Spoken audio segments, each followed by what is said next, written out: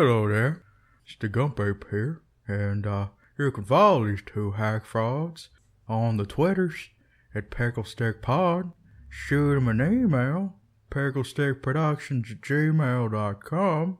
Visit their web zone, picklestick.com, or maybe be able to find them on Stitcher and the iTunes. Hello and welcome to the Generation Gap podcast. I'm Lunchbox. I'm Gleek. And it's been a very boring 2 weeks. Boring! Oh my god. But I did seem to cram a bunch of, doing shit all in just today. Really? Yes.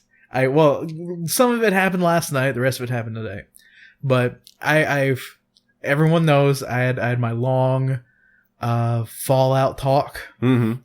My multiple, I think 2 or 3 times, at least 10 minutes, Fallout. Fallout. Yeah. Fallout. Yeah, those FAP sessions. Yeah. Finally, I was able to get into the marathon groove of that. And the reason why I did it is God damn it, I want this to be over. I want to see the end. Mm-hmm. And I want to move on to a different game. Yeah. I fooled around a little bit with WWE 16, but it's time to just move on from Fallout. Yeah, you got the Mad Max game sitting here doing shit. I that's the one I'm dying to play too. Yeah. I was I've min-maxed my character to a certain point on here. I can just fucking butt rape everything in 2 or 3 shots using a pistol. Yeah. And I found out that my build on there, without knowing, is called the Han Solo build. Really? Yeah. Low intelligence, high charisma, enough agility to be good at pistols. Han Solo build. And I was like, huh. But, so, I've been just getting on the kick, and last weekend I said, I'm gonna fucking buckle down and really play this game. Didn't play any video game. It was just pretty much watching YouTube and Netflix all day. Which, yeah, as a side note, fucking dude, January is fucking awful when it comes to YouTube. There's nothing on it. Well, nobody makes any videos in January. I don't know. I'm subscribed to pretty much Did You Know Gaming, and a couple of other guys keep me well entertained. And I've also found a couple of new channels. Yeah. One of which is more about the actual design of games and how games can impact and influence certain things, and which is really interesting. The show is called Extra Credits. If anyone wants to go out there and check it out.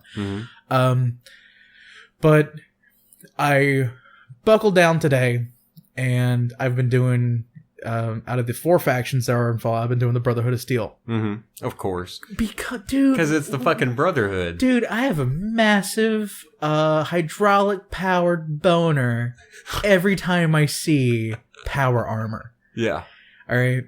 Yeah, same thing for me, all the way back to fucking Aliens. Yeah. Yeah. Yeah, you put her down, you bitch. But, alright. It starts getting I apparently stopped right before it started getting all hot and heavy, within the last 3 to 5 major quests. Yeah. Right. So I'm fucking stabbing the Institute in the back every single time that I get a chance to. And your son, okay, spoiler alert ahead from here on out. Spoil it for me. Spoilers. Your son is actually a 60-year-old man. Okay. Because you were frozen cryogenically, who had become the leader of the Commonwealth Institute of Technology.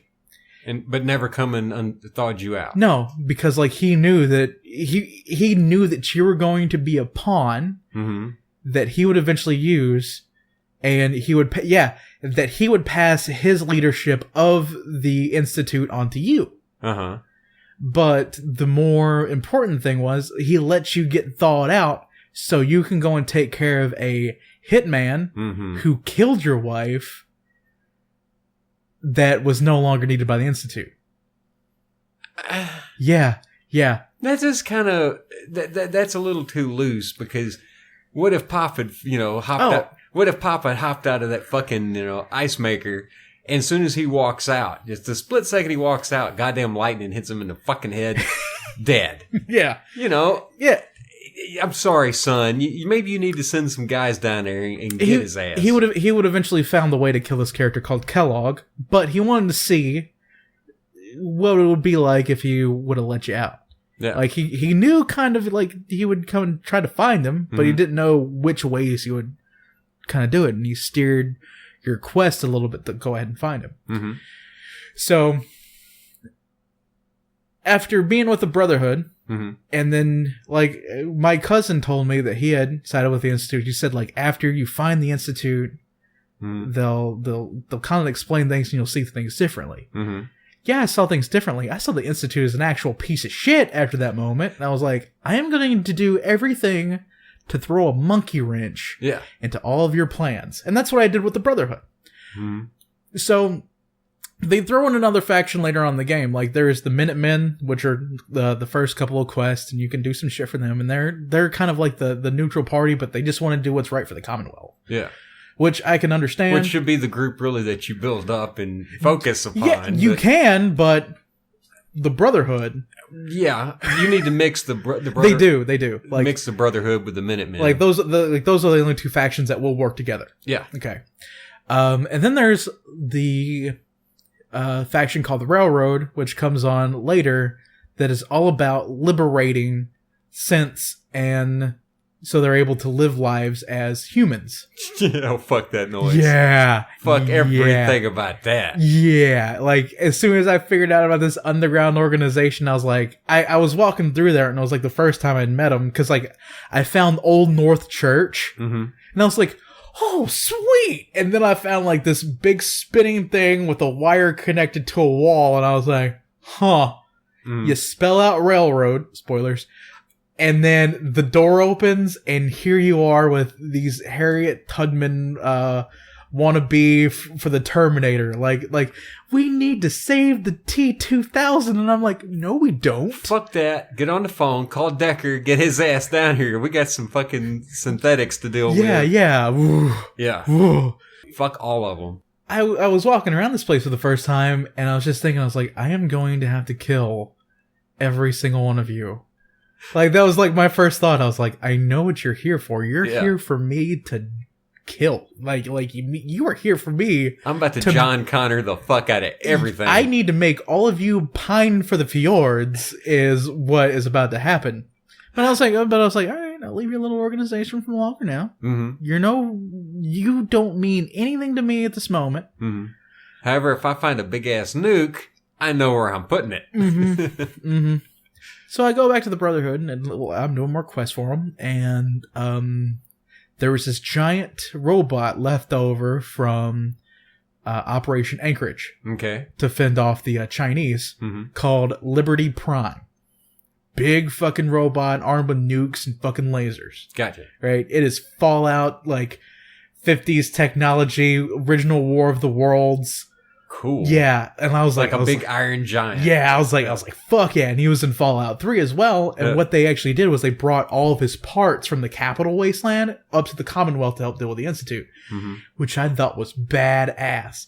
And you're spending the last part of the quest chain for the Brotherhood, rebuilding Liberty Prime, getting everything up and running, getting his nukes, getting his weapons online, all other good shit. And then the turning point of the game happens where you can no longer be buddy-buddy with the Institute. Okay. You have to go... You were... This... Like, it felt like as badass as a GTA 5 mission. Yeah. Right? You're on a vertibird. You're sitting at that gunning position. Dog meat right next to me, right? You're fucking doing circles around the rooftop of this half-caved-in building, taking out synths. Just fucking mowing them down. Just like, it's hardcore Rambo style, and eventually, like, because I didn't wear power armor for this. Yeah. Like I'm just like in my basic fucking, pretty much my street clothes. Yeah. I got my 10mm John Killinger. I am ready to kick some ass. So you're flying around this thing over and over and over, and you're taking out as many synths as you possibly can, and then it gets to a point, it's like, we're gonna need you to jump out here before we take too much damage. And so I jump off the vertibird, dog meat's behind me, I command him to go and pull off a synth's arm, I'm fucking going through, opening up vats, taking out fucking 3 cents at a time. It is fucking action movie as shit. Yeah. I am feeling like a badass right now. I'm like, thank you, Bethesda. Thank you for giving me this experience. Mm-hmm. You have to fight your way through, get into this elevator, and on the elevator on the way down, like, out of the floors come more synths. Mm-hmm. So you can line them up in vats and take out 2 or 3 at a time as you're moving down the elevator. Dude, it is so fucking badass. It's like you jumped into a canon film. Yeah. It's like, remember when Tarantino was good? Yes. Okay. So you finally get to the point of the elevator, just as like, we ran out of floor, Captain. There's no, we can keep going down, but you're not going to like it. So you hop out of the elevator and they're like, it's fair. It's a fair fight. Like, you have enough sense to like keep you busy. You have enough like things to send dog meat at you. Yeah. Chucking grenades around corners, hoping you hit something. Mm-hmm. You kind of worm your way through this place, like going through corridors. This one's half collapsed in. You have to take an alternate route, and you're going through, and finally you found this core chamber. Mm-hmm. I don't have a hazmat suit. I left my hazmat suit at home. I'll be damned if I let that stop me from like getting this nuclear reactor core while it's running. Okay. Once again, the difference between real life and video games. Yeah, being cooked instantly, like being pretty much like dude soup. Yeah. Or one, you wouldn't have come off the fucking vertibird to begin with. No. They'd have been like, we need you to assault. No, fuck no. No. We're going to go and get a whole bunch of mini nukes and missiles, and you see that fucking half blown out part of the building there? We're going to attack that spot until it topples over. We're going to nuke it from orbit. Fuck this shit. So I'm like pretty much like standing at this control panel. I'm seeing like the path that I have to take, and then I go around into the what is it, like the cleansing chamber or whatever it is they have outside of like decontamination. Decontamination cleansing chamber. That sounds like where you're getting the enema done. But the cleansing chamber. But anyway, you go to the decontamination chamber. And I noticed that it removed all the rads that I had. And I was like, all right, cool. So this is going to be how this works. And as soon as that door opens, you are blasted instantly with over 100+ rads a second. And I was like, oh, fuck. Close the door. No. Cycle machine again. I see it start to build. I stop it enough in time. Mm-hmm. Take almost all of the rad X that I have. Mm-hmm. Take a rad away. Shoot a stim pack, rush in there. I just fucking running, like, as soon as you get to it, even with, like, I had 20-something Rad-X. Mm-hmm. Even when I got up to the fucking chamber core, it was still giving me 46, right? I pull the core out, right? Mm-hmm. I'm like, I am going to die. I am fucking Spock in the goddamn reactor. Yeah, I fucking run out of there again. My bar is 3/4 of the way full of just radiation by the time I'm able to shut it and have the decontamination chamber run again. And it takes away all my rads. And I'm like, oh my fucking God, thank you. Yeah. Oh my fucking God, thank you. Yeah. Step out of there. Video games and their medicine magic. Step out of there. 1 sentry bot, 2 assaultrons. Big ass, badass robots. I'm like, oh fuck, alarms are going off everywhere like you would expect if someone just stole a nuclear reactor core. Yeah. And I'm like, this is like the worst day ever to not have power armor at all. So I am in the most desperate of times. I pull out my legendary laser pistol, and I'm just like fucking firing randomly the things up in my face. Yeah. Like, remember that metal death claw we saw? Yeah. Yeah. 2 of those, 1 pretty much tank. Okay. Fuck this. Yeah. I'm running around shooting dog meats, being dog meat. Yeah. Doing something. I don't know. Scratching his balls. Who the fuck knows? Best companion in the entire game. Just cannot stop licking his balls. Yeah. Kill all 3 of them. I'm like, oh fuck. Is this over? God. And it's like, you have to now make your way out. Oh yeah, and there's more stints waiting for you down at the bottom. You're like, oh fuck. It's like, I just want this day to be over. You're pretty much like God, what's the character's name in Die Hard? John in Die Hard. Yeah. I don't remember his last name. Oh my god, I can't believe I couldn't remember it. But you're pretty much like him. It's like, God, I didn't want Christmas to go like this. And you make your way out to the floor, and this is when it feels like good to be a member of the Brotherhood. Mm-hmm. There are guys in the plaza waiting for you, killing the synths already, in power armor with Gatling lasers. All you're just seeing is them as soon as I step out of the elevator, there's a synth off to my side, just takes one of the fucking dome, like from a fucking Gatling laser, and I'm like, Brotherhood, bitch! Teabag him like 20 times, and I was helping him kill off the rest of them, and then I just fucking left. I was like, this is the Brotherhood, they're gonna deal with it the way they're gonna deal with it. Fucking Starship Troopers, the book kind of bullshit. Yeah. I just step out of there, just fucking fast travel to their big fucking airship, the Ploidowin?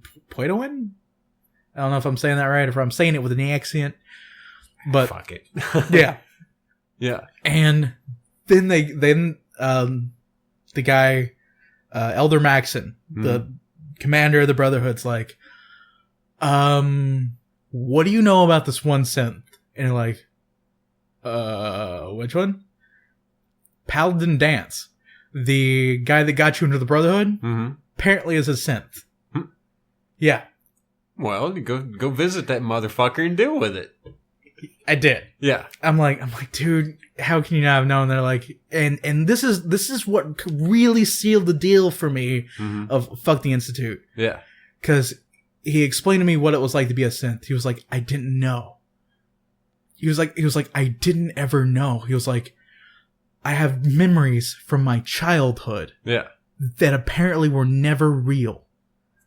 I have been programmed to think all of these things. He was like, even my dedication to the Brotherhood was nothing but a program. He was like, how could they do this to me? And he was suffering knowing that he was what he hated. Yeah. And he was like, please put a bullet in my head. So wait a minute. So he was like the racist black guy that Chappelle did at the time. Yeah. He had divorced his wife of 50 years because she was married to a black man. Yep. Yeah, so he's a self-hating replicant. Yeah. So I was just like, that's fucking... Yeah. Like, I'm like, Institute, wow. You are a piece of shit. So I went ahead and fucking killed him, put him out of his misery, came back. They're like, all right, since you did that, we're going to take you from knight, we're going to make you a paladin, and we're going to give you the badass suit of armor. And I'm like, there's a cooler one? There's a cooler one? Holy shit. So I hop into this thing, and I'm like, oh yeah, all you gotta do now is talk to the one woman that's rebuilding Liberty Prime, and we'll go ahead and we'll get this thing underway. So you put the reactor core in him, and then you have to follow this big fucking bastard after stealing these nukes from the children of Adam, right? Almost. They're still around, the ghoul cult? Yeah, the children of Adam. Yeah. Well, they're not ghouls anymore.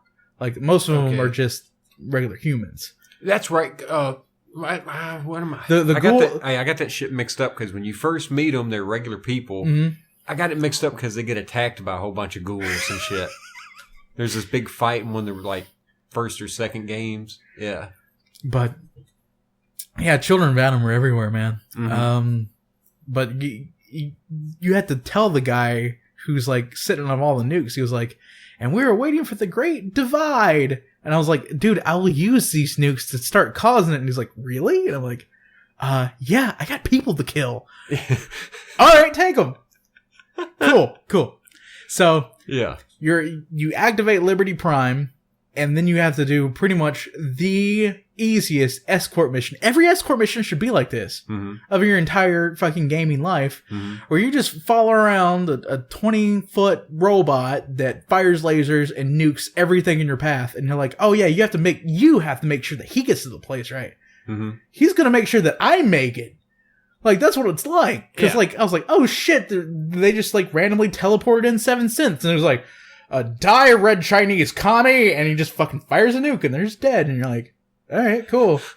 Like, I'm not even involved in this game. There's one point where he steps on a super mutant behemoth, like he kills it, steps on it, and it just falls apart into chunks. Damn it. Like, I'm like, all right, cool. Like I was kind of worried about that. Why didn't they just put a howdah on top of his fucking head for you to ride? Yeah, like, I wish, because there was one part I had to follow him underneath the water, and this fucker can, like, see over it, and I'm, like, almost drowning in my power armor. I'm like, oh, fuck, shit. Like the giant and time bandits? Yeah. Wearing the ship as a hat? Yep.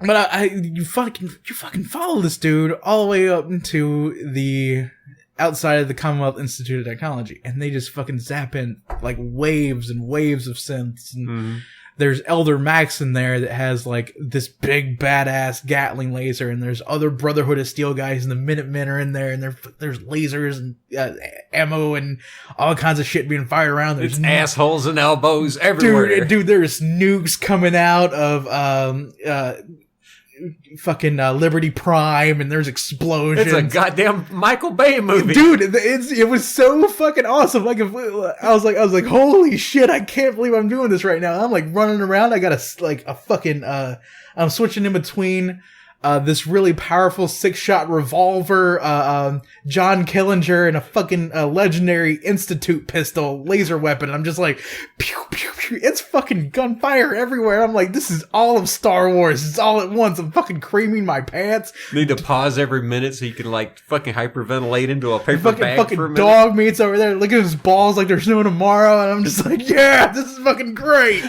Then this big fucking robot fires his laser so fucking hard that it drills to the dirt and some of the couple of top layers of steel and shit of the Institute, and it's like, hop down that hole, the rest of the Brotherhood's gonna follow you. We're gonna leave this big fucker outside to go and deal with everything else. And you're like, yeah. So you hop down this hole. Now see, here's the thing. I would give him the order. First we would deal with all the shit on the surface, then I'd give the big robot an order.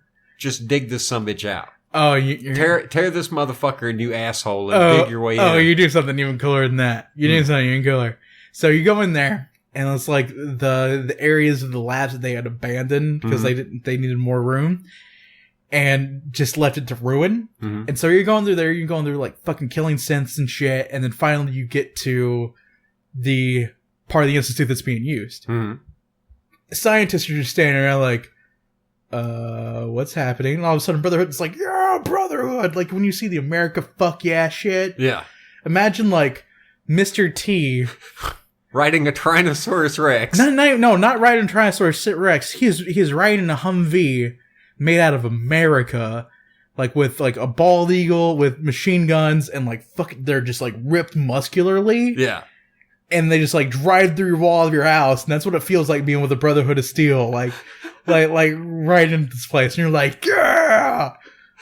Wow. Yeah, like you have veins like popping on your neck and your fucking chest and your arms and your dick and your fucking feet everywhere. It's just like fucking veins. You're just like, I've got the hardest boner. And you're going through here and you're killing like unarmed scientists. You're like, dude, yeah, you're dead.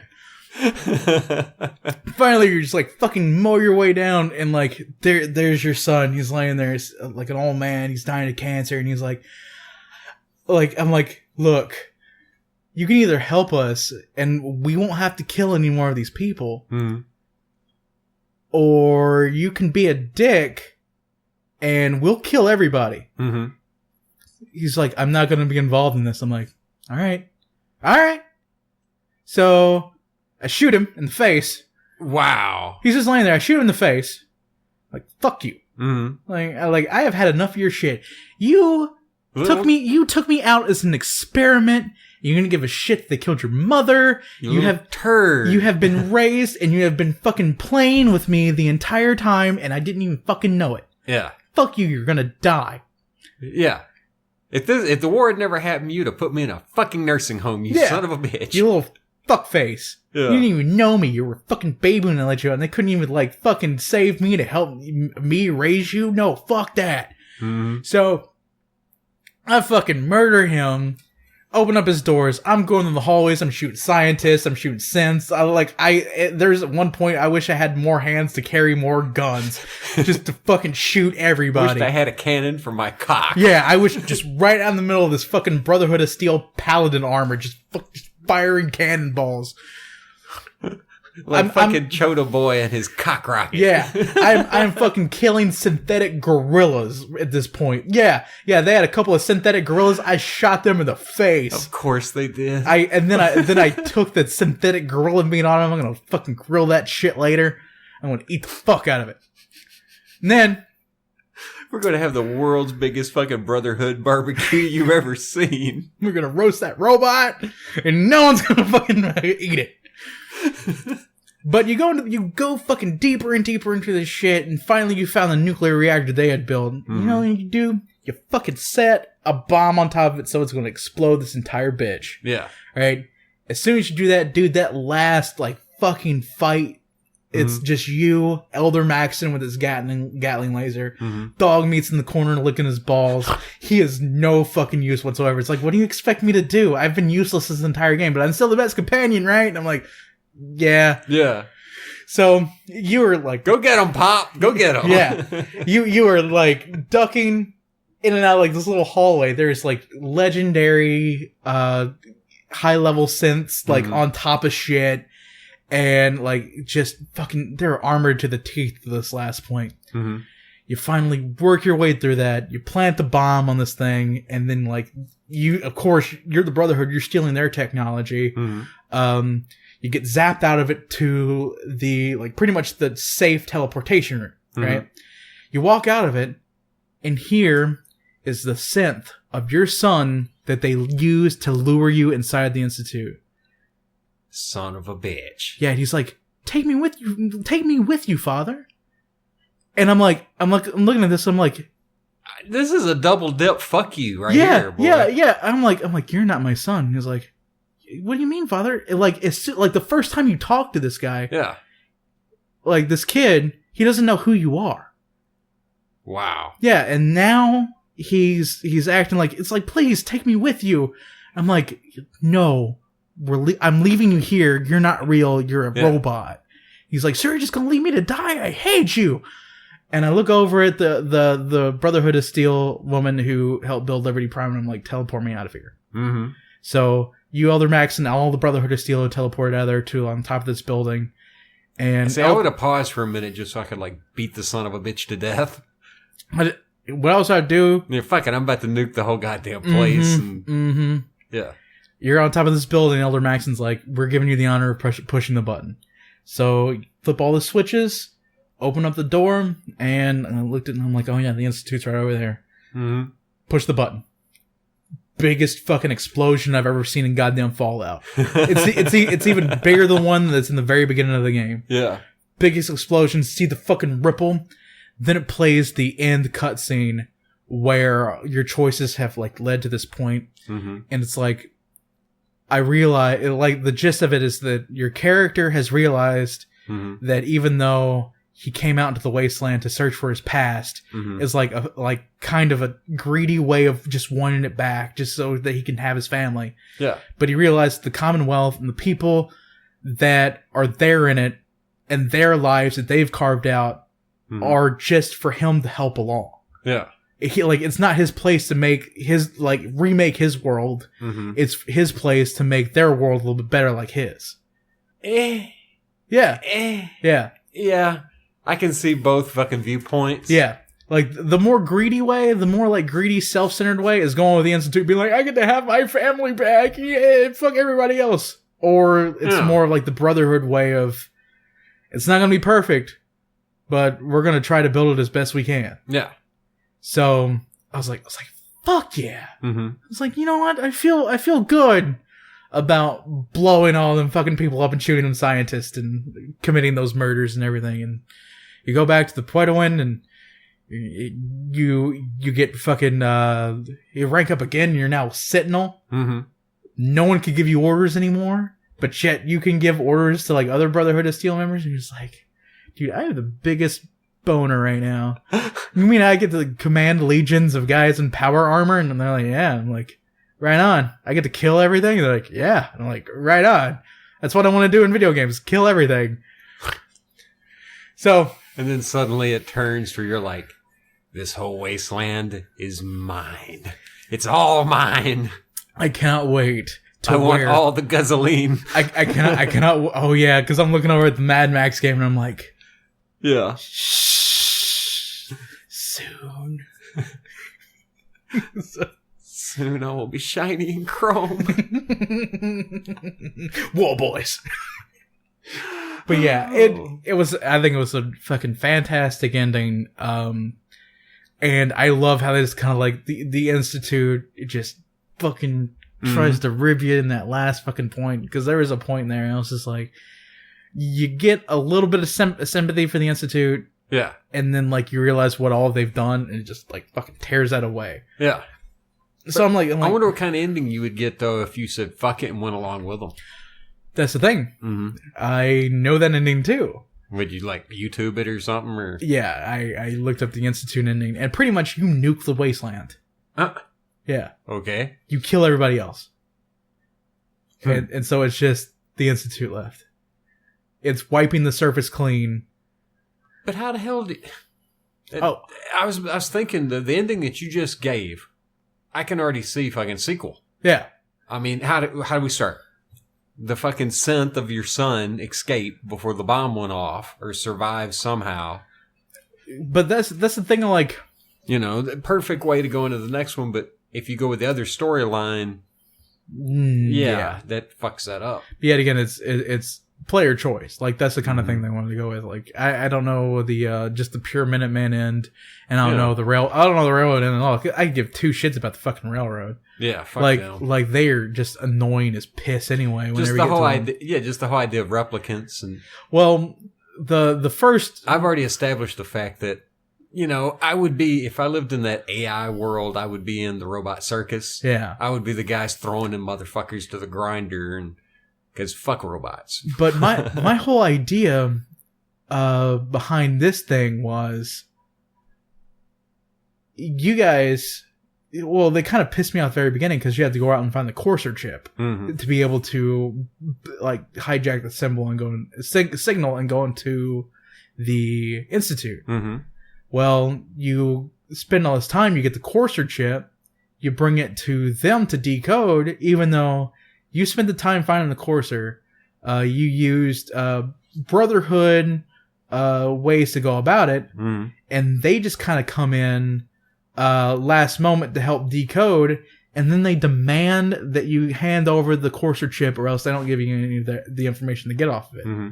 So you were forced to give these assholes the Courser chip and able to move forward. Or else they're just like, you're not going to get anything from it. Yeah. And so, like, I did all the work for this. Why do you get to keep the thing that I did all the work for? Even though it's useless to me. It's still mine. It's still mine. Yeah. You're going to force me to get it? And I'm like I said, I was in there and I was like, I want to kill all of you. Like, I like, when we went in there to kill all of them, that final room, I know shit just threw 3 grenades in. Took out most of them, and who was ever left, I just shot in the face. like I just used my pistol and just shot him in the face. Didn't, like, there was no ifs, ands, or buts, and I was in fucking Brotherhood of Steel armor. I like fucking armored to the teeth in the goddamn power suit, and like the last guy, he no shit had a shotgun. It was just boom, reloading it, boom, and I just took my pistol and was like, pop. Because, like, that, you're going to, like, I'm glad I killed everybody at Bunker Hill before this. Yeah. Like, the Institute wanted to attack Bunker Hill to kind of, like, weaken the railroad and kind of get an edge on the Brotherhood of Steel by having a closer outpost to Boston Airport. I went and told the Brotherhood, so the Institute and the Brotherhood of Steel and the railroad all fought it out on Bunker Hill. History nerd in me was just jerking off my dick, and I was killing fucking Institute guys when I wasn't supposed to be. I was killing railroad guys because they all wanted these synths that were down in the basement of Bunker Hill. There was like 5 of them. The Institute wanted them returned. The Brotherhood wanted them destroyed. They were all sitting there with their hands on the back of their head. They were like, "Are you going to kill us or are you going to let us go?" I line them all up, shot them all in the head in the vats. No one's getting these. Yeah. Like if I do anything with you, it'd be reprogramming you so you play fucking Donkey Kong. Yeah, all right? Yeah, like that's all that you're good for me for. Like I'm fucking murdering each and last of you. You were a fucking MP3 player. Yeah. Like there was only one good synth in this entire game, and that's Nick Valentine, the detective, dude, who is cool as shit. But still, he's got to go. I don't think that he has to do. He's got to go. Me and a buddy of mine, we had this conversation. But the reason why he doesn't have to go is because he had before. He was I think a Gen 2 model of the synths they had, and what the Institute did was they ripped out all of like the shit to where the Institute could keep track of him because they don't care about him anymore, and they took out all of the parts from his memory where he could find the Institute. Yeah. So pretty much he knew he was a synth. He lived as a synth. Yeah. But he just wanted to be a detective. Okay. Because that's what he was good at. So it's like, all right, I can kind of agree with where you are at the world as long as you don't try to live like a human being. It's like, why do I gotta eat or do anything? I'm just a fucking synth. And you're like, hey, cool. Yeah, whatever, dude. Like, live your own life. Or not your own life, but... Yeah, see, there's that whole... fuck that, you're a toaster. You were a fucking toaster. See, that's like the only synth that I can agree with. Like, because he wants to help folks, and you know he's not going to do anything bad, because he's already had all that Institute shit ripped out of him. Yeah. And it's like, yeah, dude, you can do you. I'm going to go out here with dog meat, and... we're going to go and kill some super mutants, and I hope I found some mole rat meat, because that shit would be fucking hilarious. The super mutants got to go, too. Oh, yeah. Yeah, there's one named Strong that you help rescue, and I'm like, thanks for your help. You stay at this tower. I'm going to go over here for a little bit. Because he wanted to find something called Mother's Milk. Yeah. Like, after you rescue him from this tower. And he was like, it make you, they say make humans strong, make super mutant stronger. And I'm like, yeah, I want to give you some fucking roids. Are you fucking crazy? You just sit your ass right there. I'll be back. Like, I'll talk to you later, right? Cool, guy. The name of that though just makes me think of Mother's Milk. Yeah. From Firefly. Yeah, that's what it made me think of too. I was like, is this, are you throwing a little reference here to me? Huh? They visited Janestown. Oh god, Fallout 3, the Republic of Dave. I read about that. Yeah. You could rig the election so Dave doesn't get reelected. And it was like Kingdom of Larry at some point or something. I don't remember. I didn't read too much in the lore. I just murdered everybody that was in there because my Fallout 3 character was a piece of shit. I was like, oh, you're a remote wasteland settlement out in the middle of nothing with no connections to nobody. And just pull out the shotgun and murder everyone, including the younglings. I think it was Brotherhood of Steel, the third or fourth, Yeah, where it was tactics. Yeah, tactics, I think. The one that you end up on like the Chinese aircraft carrier that's like in San Francisco Harbor. Yeah. I remember that's the way I dealt with that situation. There were just so many fucking people. I was like, you know what? Fuck everybody. Yeah. Everybody gets a fucking bullet. Everybody gonna die. Yeah. That's how Rivet City was in Fallout 3 too. it was an aircraft carrier off the port of DC there. I didn't kill everybody in there, but yeah. Yeah. Fuck these people, Yeah, I eventually I stayed away from the large settlements for the most part in Fallout 4. Megaton, you really don't have a choice in Fallout 3. And New Vegas, like, just the strip, dude, like, that's where you're just at all the time. I guess that's why I like this game so much over the other two. 3D ones, of course. They really give the option of, you could stay at Good Neighbor, or you could stay at Diamond City, or you can just stay wherever the fuck you want. Who cares? And so I stayed in Sanctuary all the time. Where I could like build up my own things. There was a settlement there I was kind of taking care of, and Like, I had all my power armor and I built me a little house, and it kind of felt like my own. Mm-hmm. And that's why I liked it. And I liked staying there. I didn't like going into Diamond City unless like I absolutely had to, like barter, buy ammo, sell chems, buy chems, go see the doctor, you know. Yeah. But outside of that, you know, all the other games, they kind of force you into this small space of like either out in the wasteland or you're in one of these major little towns. Yeah. Don't give me that, man. Don't fucking give me that. Yeah, you want the more open sandbox nature of it. Well, not only that, but I don't fucking want to deal with having fucking Diamond City's bullshit. Yeah. Like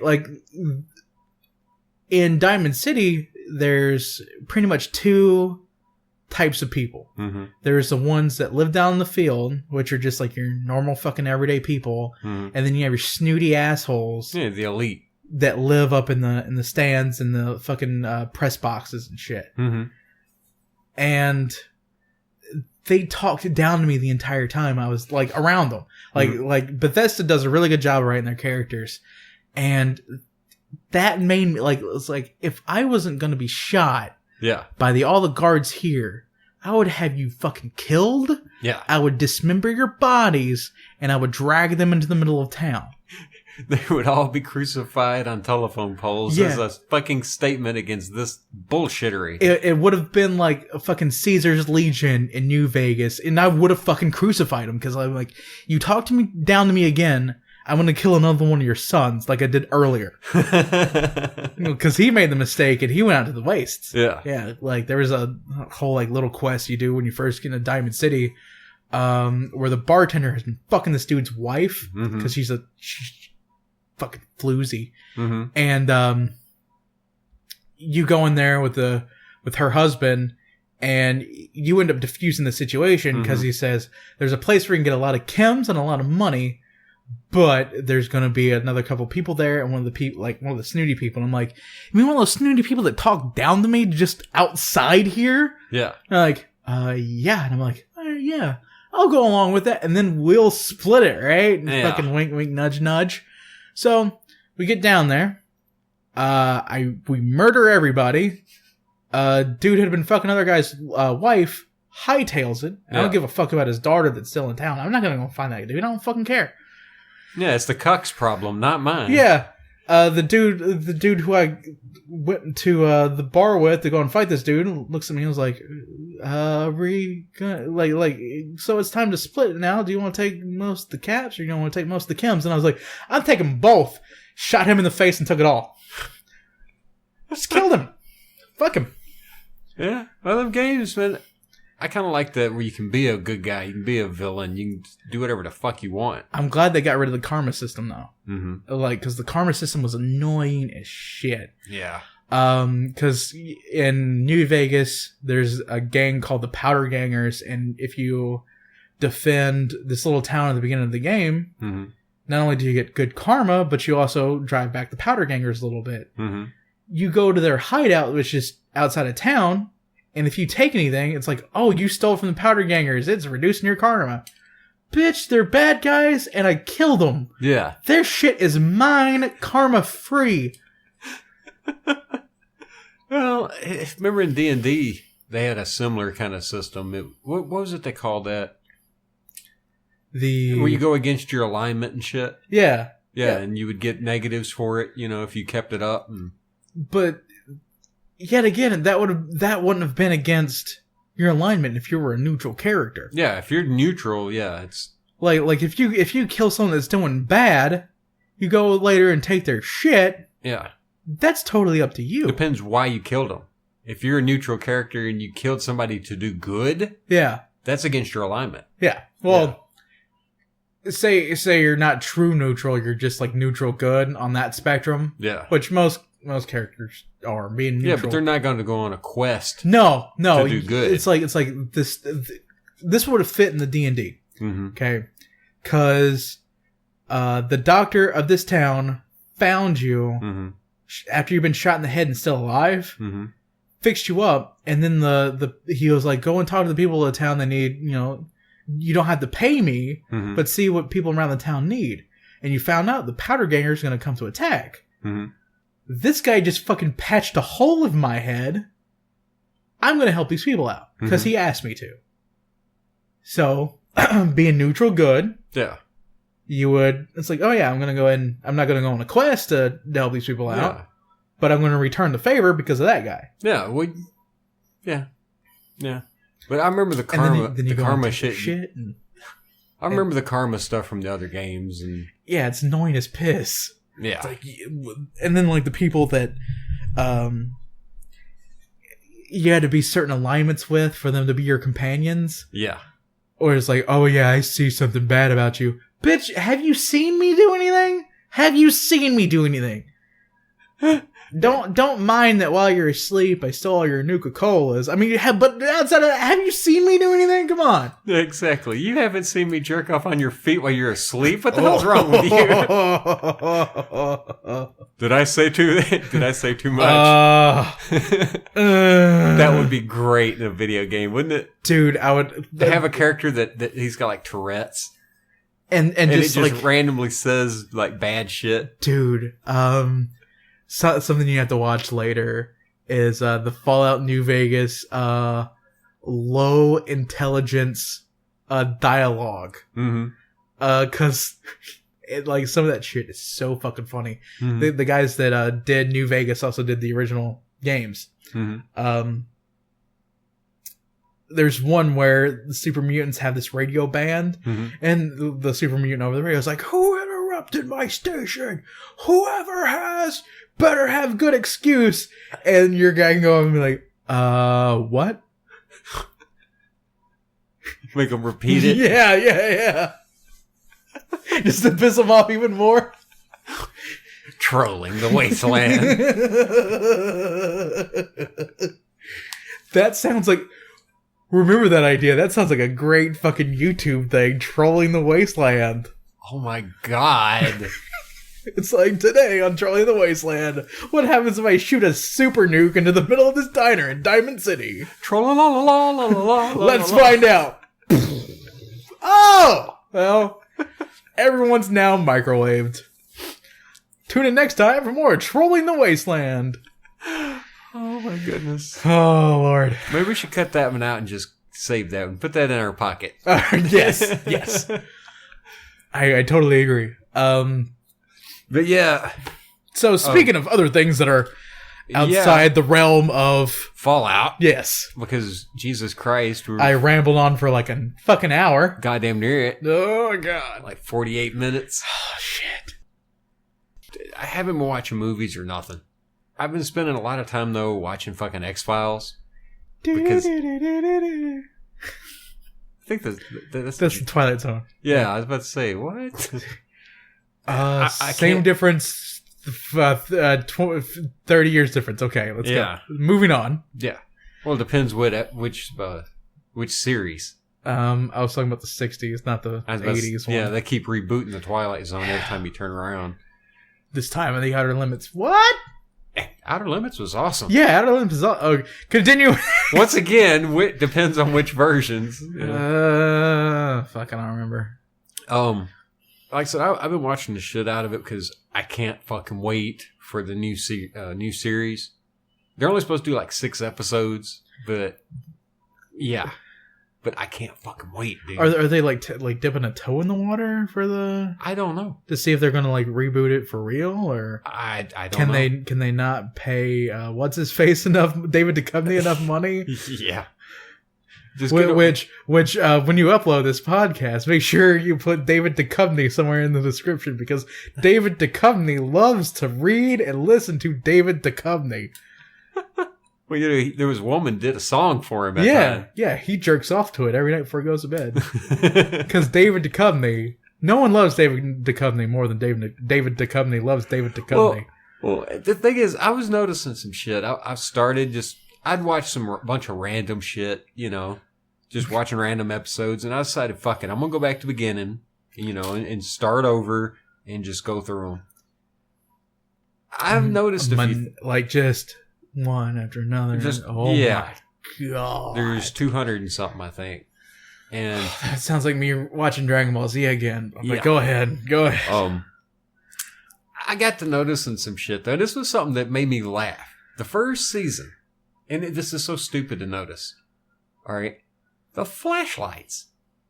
It was a thing in the later fucking X-Files. All right, every fucking show you watched, if they had a flashlight, that motherfucker shone like a goddamn lightsaber.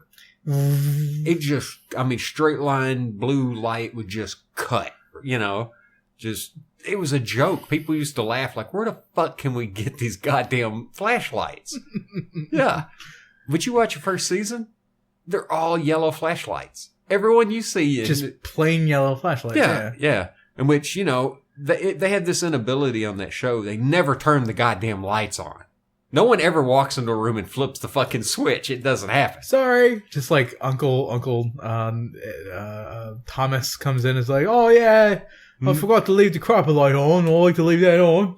And it's like big scary alien monster thing. And finally I was like, oh shit, I didn't know that was in the crapper. Exactly. That whole was behind the curtain when I took a dump. I know I heard something roaring. Well, let him be. He'll be done soon enough. You just sit there reading the paper like, turn that light back off. Thanks. I like to poop in the dark. Well, I was just noticing it. There was these feeble-ass flashlights and shit. And I got to laugh, and I was like, that was probably one of the first things when we sign up to do season number 2, and we get that big fat Fox check. We're going to have the best flashlights ever. Yeah. And you can see it. Soon as season 2 starts, lightsaber flashlights. Dude, that makes me like wonder what kind of prop they had to use or lighting trick they had to use to be able to do that shit. Because they were just halogens, I think. Oh, like early halogens. Fuck. Yeah. Because you notice that at first it shows them, like those standard lights, and they're just yellow and just old-fashioned feeble-ass light. And then the second season, they always carry one that's got the big lantern battery. Looks like a big 12-volt or something. Yeah. Yeah. Fuck me. But I was noticing that, which I got to laugh, seeing that. The number of episodes that end with Scully calling into the phone for Fox. A lot of the fucking episodes ends with her going, Mulder, are you there? And then they fade to black. It happens all the fucking time. That makes me wonder, like, if it's on Netflix, dude, I'm thinking about, like, going and starting to watch some of this myself, because, like, I haven't seen it since I was probably, like, in my early teens, and even then I was just, like, picking and choosing episodes. Yeah. Well, that's the thing. In a way, I kind of want to pick and choose and just do it, mythology. So you can cut through the crap? Because let's be honest. 3 out of 4 are Monster of the Week. Yeah. But which, it helps expand the characters. You understand them better. But at the same time, you're like, this one's about vampires. I don't care about vampires. To me, I think what happens with television shows, even though they are like 200 or 300 episodes long, is filler. Like, well, yeah, they had to. Yeah, like that's so fucking shitty, though. Like, well, the whole idea of the X-Files was supposed to be just the catch-all title for all the cases that the FBI didn't know what to fucking do with. Yeah. The shit they can't talk about, But so, yeah, you're going to have everything. I love some of the gamut they run, though. We've got, we've got, like, Bigfoot-type creatures. We got, this one deals with a ghost. This one's fucking reincarnation and, also includes psychokinesis. Yeah. Alien episode. Hot damn. Yeah. Those are the best ones right there. But here you have a series where, all right, Dragon Ball Z did this thing to where, and it took them fucking 3 different versions to do it. Like English dubs of making an abridged where it cut out all the filler, and what they knew was filler and what the original Japanese makers were like, yeah, this is filler. Yeah. It seems like they can do the same thing with the X-Files from... I've read that you can... I've seen a list of supposed to be like mythology episodes. Like canon... Yeah, this is no Monster of the Week unless something's said in the episode that relates to the main storyline. Yeah, story arc. And Fox's, his pursuit of finding out what happened to his sister. Yeah. And And there's a couple. There's this one that starts off where it's a goddamn dude. It's a 2-parter, but it's a letdown. Well, overall, I say 3 parts. But the way they do it, this guy who's been abducted, he was an FBI agent. He's a fucking nut. Escapes from a nut house. They go through 2 episodes where it deals with him trying to escape, and then one where he abducts Scully and trades her to the aliens, so he's never abducted again. Yeah. He was like that fucking desperate to never be taken again. That's so fucking crazy. Yeah. And then it skips. There's in the next episode, it skips, and it's, like I said, the vampire fucking episode, in which Scully is still missing. You know, that one's, to me, a really weak fucking episode. I understand it, why it was put in. You know, it shows him doing other and so they're not even on the X-Files. X-Files have officially been shut down at this point. This is like 2nd season.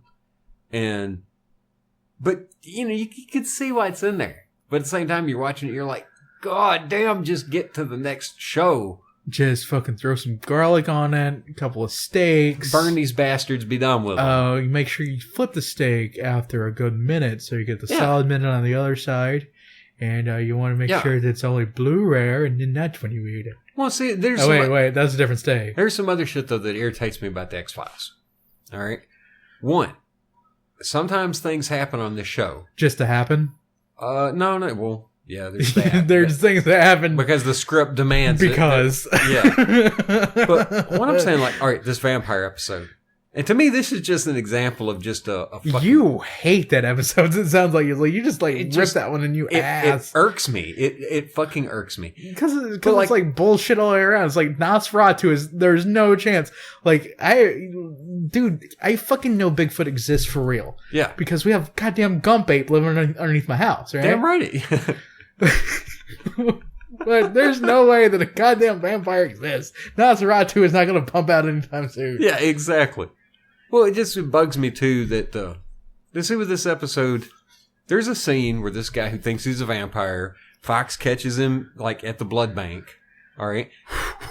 He works at a blood bank, and they've been traveling around the country, you know, like, they're in Memphis at one point, killed people in Memphis, and just went around the country, and that's how he finds them, you know, they're going to be around blood products. Oh, yeah, dude, that's the most, oh my fucking... Now, hang on. Okay. Hang on. But there's this scene where the guy's freaking out about the light. And there's the whole, is he a vampire? Is it a nut? You know, back and forth kind of thing. So Fox decides, I'm going to take him first thing in the morning. I'm going to put him in this fucking room with an east-facing window and tell him, okay, dude, if you're a fucking vampire, you've got 2 hours to talk. You know, if you give us information, we'll cover the fucking windows up. All right? He doesn't talk. The fucking sunlight comes through. The fucking vampire burns up. All right? Like ignites and hits the fucking floor. He's all burnt and shit, all to a crisp. And I'm like, now wait a minute. We just had, this would be ironclad proof that vampires fucking exist, or at least there's a human condition that causes spontaneous combustion when exposed to light. I know there is like an actual condition where people can't go out in the light. Yeah.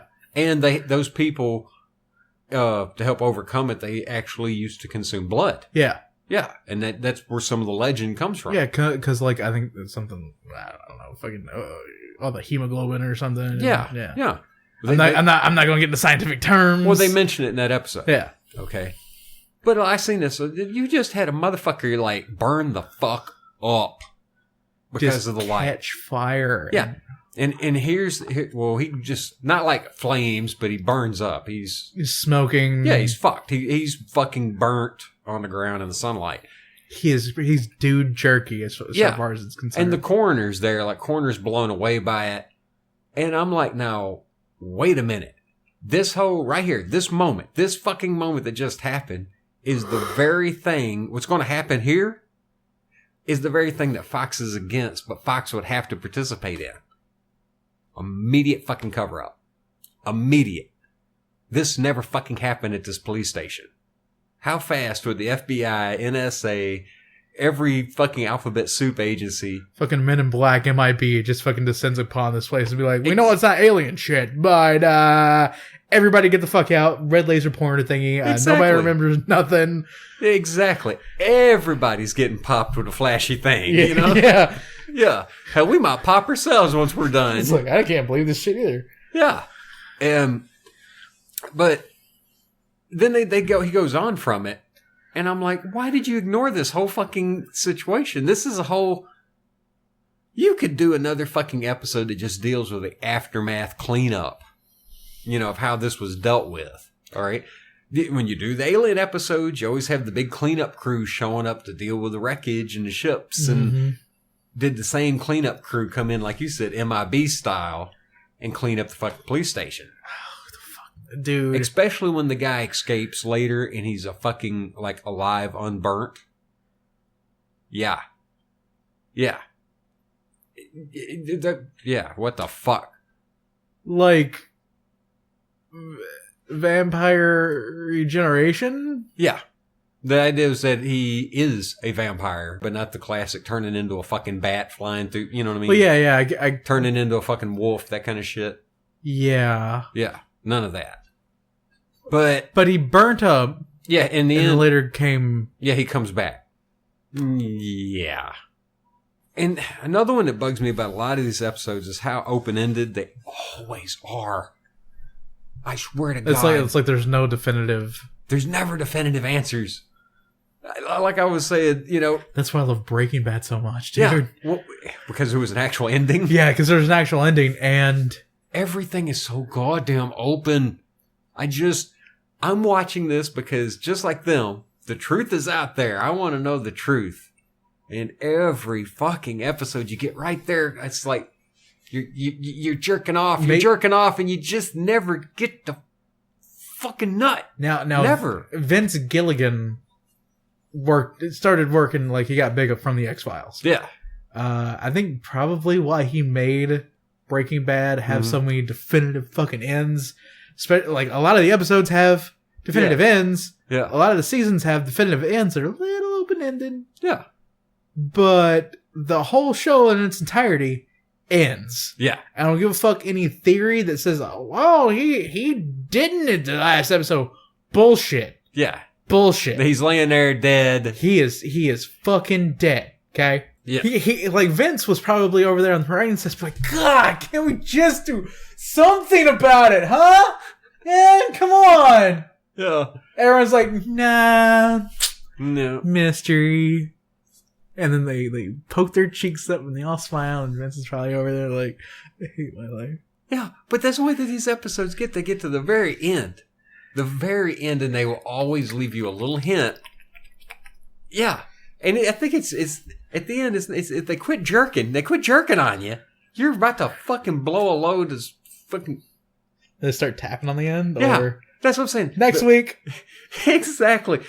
And you're sitting there just shaking and like, ah.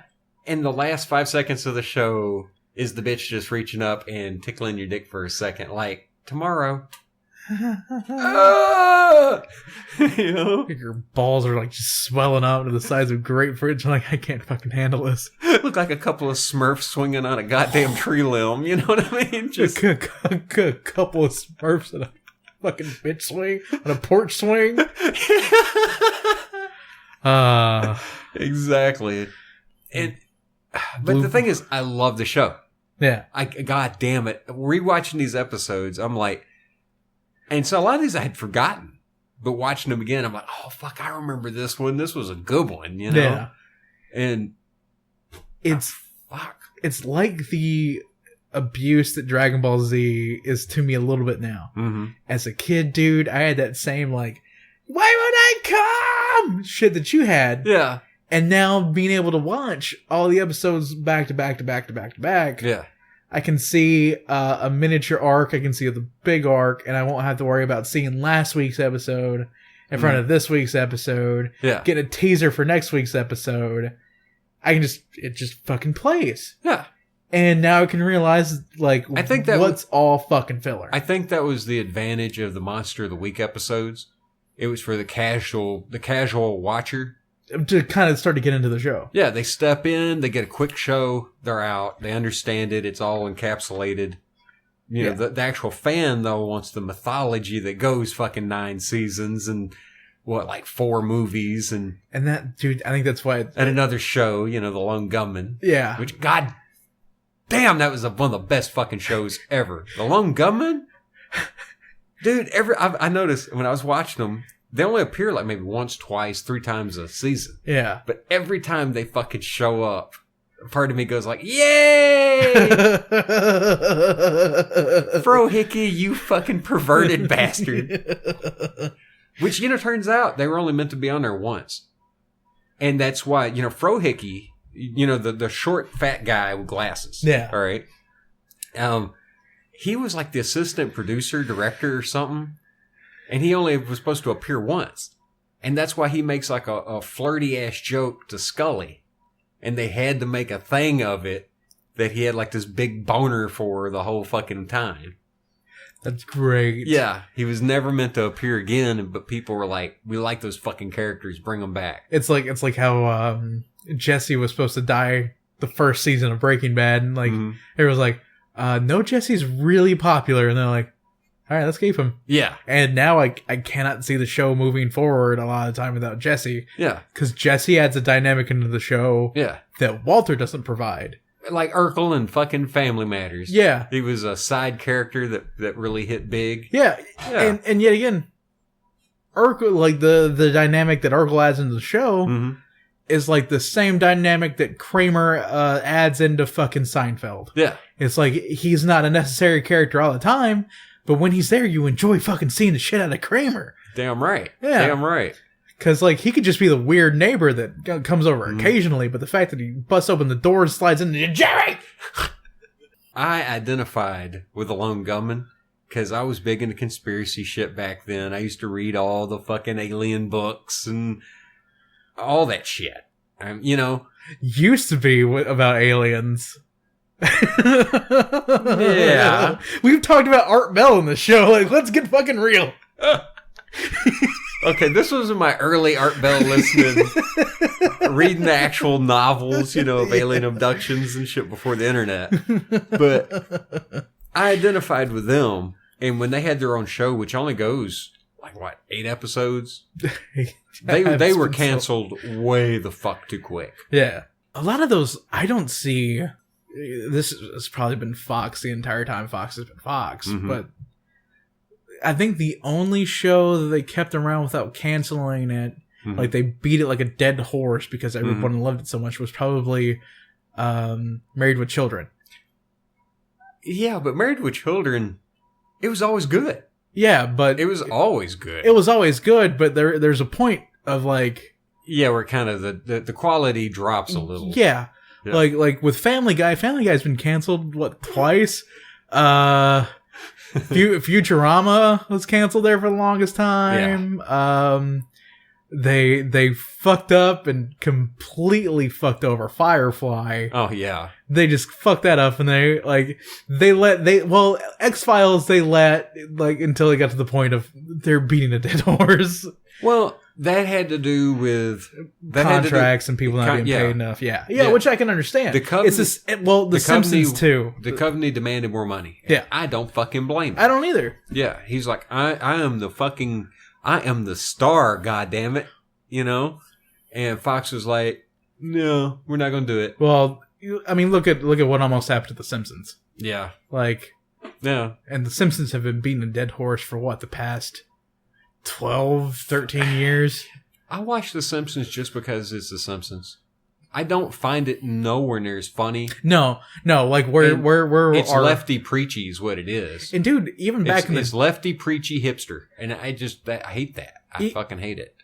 Dude, the best episodes were the ones back in the day before Conan got big. Yeah. Where he was riding on, because that's like Mr. Plow, the monorail. You had all those, and you're like, yeah, Mr. Plow. Yeah. Give me some Sideshow Bob any day. Yeah.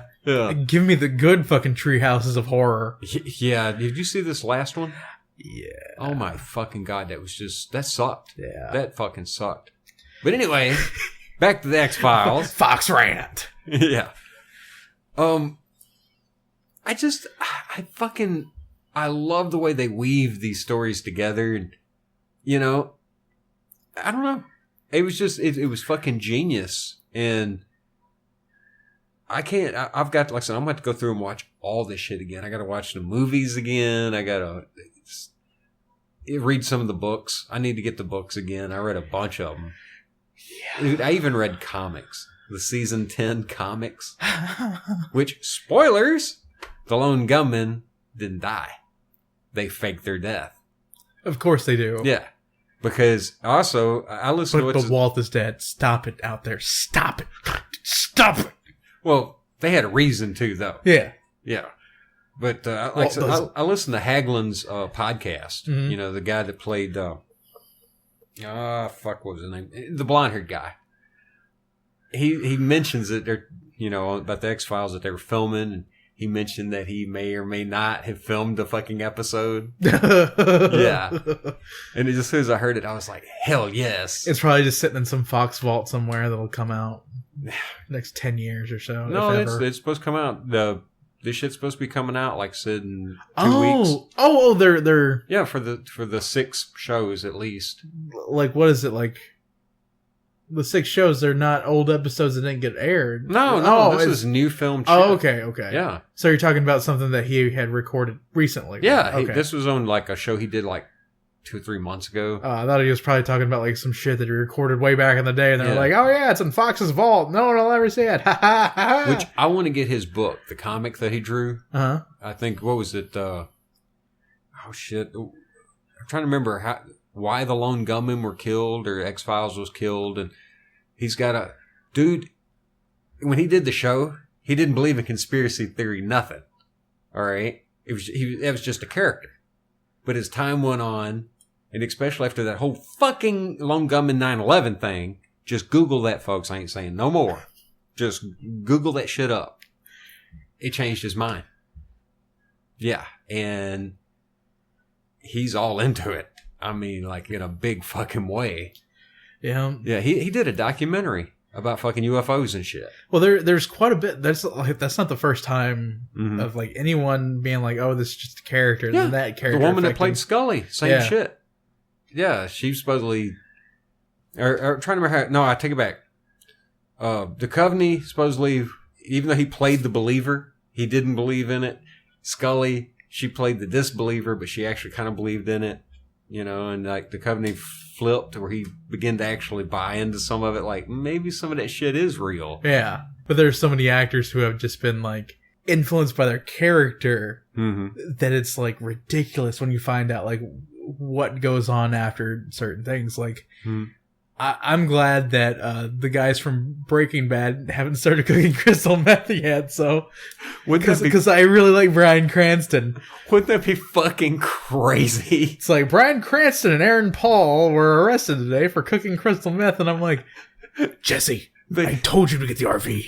Well, that's the thing. They switch over to the live chase happening, you know, and they're going bombing down the interstate in the RV. God. There's smoke pouring out the back of it. The fucking crystal ship I got over there. Motherfucker. That's what I'm saying. Yeah. This big beige fucking RV just hauling got ass. Bullet holes all in it. Oh, he's driving with a gas mask in his underwear. Fucking Hanks actually became a DEA agent, and you're like, what's going on? Life doesn't make any sense anymore. Mark Hamill's finally gone completely off the deep end and thinks that he's Luke Skywalker, and he's like, I have the Force, and starts trying to lift cars. No, he thinks he's the Joker, but a Sith Joker. Oh God! Well, I think it would be funnier if he like pushed like a Volkswagen Beetle off a bridge in LA or something, or like San Francisco. And I was like, no, I'm gonna try to lift it. And like he's sitting there and he's like got his hand out. Watch me, Batman!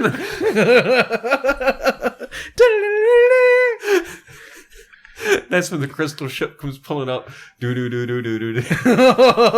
pick him up. Mark Hamill, Aaron Paul, and Bryan Cranston are all 3 arrested today for manufacture of meth in an RV. Oh my God. God damn. Oh. You know something? This is something I've noticed rewatching these episodes. There wasn't a term for it back then, but there's a term for it now. It's the weirdest thing. Gillian Anderson, the actress. Yeah. She has a face that relies on MySpace angles. She's got fat girl angles? No. In that certain shots of her, she'll look pretty as hell. Other shots, she looks terrible. Yeah, she looks really attractive in certain angles, but you move her face just right, completely blows the fucking illusion. And it's the weirdest thing because I've noticed, like, it's back and forth. You're like, well, she looks pretty good there in this one, and in the next one, you're like, kind of meh. Yeah, now this time around, you can watch everything in HD too, so. Yeah. Speaking of MySpace angles, I'm going to get off here on a little tangent. There's this girl I wasn't interested in. It was kind of one of those throwaway kind of conversation things. But her profile picture, she always just had like one eye in it. Like just cut it off, and I'm like, whatever. She didn't look fat, from her one eye over. Wait a minute, you're not going to say some crazy shit like she had like elephantitis on one side of her head or something, huh? Oh, no. She didn't have elephantitis. No. Oh. No. She went like a waterhead or nothing? Oh, no. Dude. She had her head, if you don't see the entire thing, looked normal proportion. Okay. But apparently, she looked like she was some kind of weird Andre the Giant, like, girl. Okay. So apparently she's like over 6'5". She's a super mutant? She had she like, I seen this picture of her because like she later changed her profile pic. And I have pretty large hands. Okay. But she was built to giant proportions or? From how long the base of my palm all the way up to my middle finger, just judging by what was like around her in this picture, her forehead, from the bridge of her nose to the tip of her forehead was that size. Good God. Yeah. Yeah. Her hairline started all the way up here. What? Yeah. And like, I looked at this picture and I'll show you here in a little bit. We won't post this. Maybe long. She's got like, she's alien craniums. She's big. Big woman. Like, we're talking, she should have played Wonder Woman, like Amazonian style. Yeah. Like, strong crush. Yeah, I don't think I'm too up for fucking HJ or an old fashioned today. No, there won't be no handies needed. Yeah. Which, speaking of a hand, you talking about Andre, I saw a picture of him the other day, and it was him holding a beer. Yeah. Have you ever seen that picture? Yeah. Dude, his goddamn hand is taller than a beer can. Yeah. I swear to God, it looks like somebody has made a toy beer can. Dude, like, there are several shots of him, like, in bars and stuff, in the big, like, the fucking just regular sized beer glass. Not like a beer, not like the big fucking beer mug. Yeah. Just a beer glass, dude. His hand dwarfs it. It looks like it's like one of like the little Coca-Cola novelty ones. Yeah. Yeah, the shit they used to hand to kids. Yeah, they're like, here's a little plastic cup there, Billy. The child's small at like the K&N, I wouldn't even question it. A big guy like that comes in the door, fuck that. He gets the pitcher. Yeah. And it is totally... Dude, think about it. Fuck everything. It's okay for this big motherfucker to drink out of the pitcher right there at the table. If I was a bartender when Andre was like huge in New York, which was in between the 70s all the way up to the fucking 90s, for Christ's sake, until he died. If I was a bartender at Andre the Giant's normal fucking bar that he goes to all the time, I would just be like, here's the pitcher, man. I know you're going to be drinking like 12 of these. Yeah. Yeah. And I'd have straight up said, look, man, I don't want to have to do it. I'm going to have to charge you twice, like double, because you're drinking at least as much as two guys. Yeah. Yeah. Well, you would just charge him by the pitcher. Which... Well, and it depends. If he went to the nickel beer bust, pay the cover price at the door, and you get to drink for free.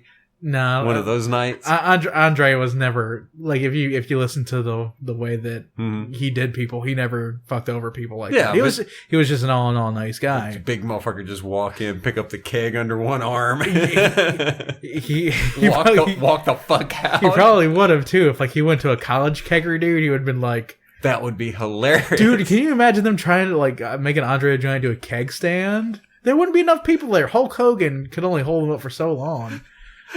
You imagine it'd be 4 or 5 actual professional wrestlers are trying to pick him up to do a kick stand. Which anyone interested in wrestling history, there was actually someone that lifted Andre the Giant before Hulk Hogan. Mm-hmm.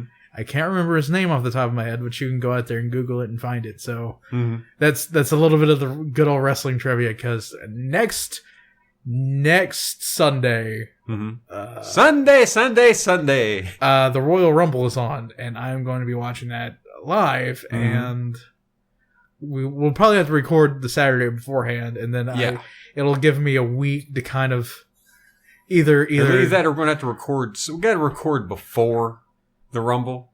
The Rumble won't get over until like 10, 11. That's what I'm saying. We've got to record before. Yeah.